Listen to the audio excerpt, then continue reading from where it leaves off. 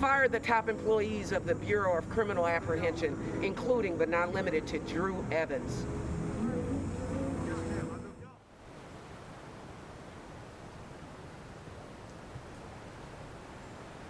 All right, so demand number 2 of 24, fire the following employees of the Bureau of Criminal Apprehension: Drew Evans, Superintendent; Dana Gotts, Deputy Superintendent of Minnesota Justice Information Services; Jeff Hansen, Deputy Superintendent of Investigative Services; Catherine Knudsen, Deputy Superintendent of Forensic Science Services.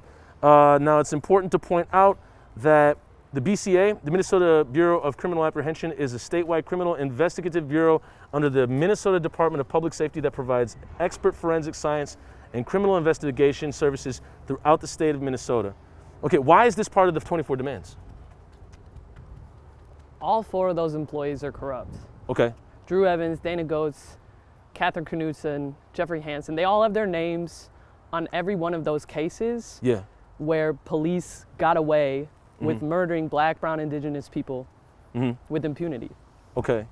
And because that they've had their hands on that and they've been complicit in exonerating officers, that just means they have to go, and somebody new has to come in.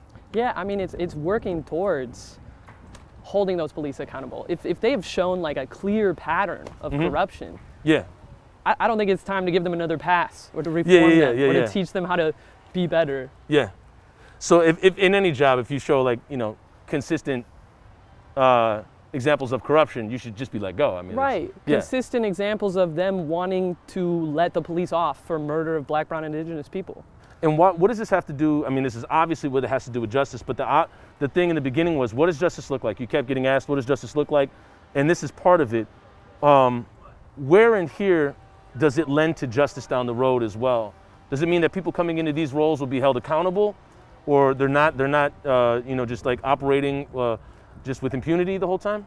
Well, I mean, the Bureau of Criminal Apprehension, the people in it are corrupt, right? Yes. None of these demands on their own are going to give us justice. Yeah. Right? So this one is related to number 3, all the cases that they did this in, right? Yeah. And it's also related to other demands. Other demands? Yes. Where we are trying to come up with a new system where they are held accountable.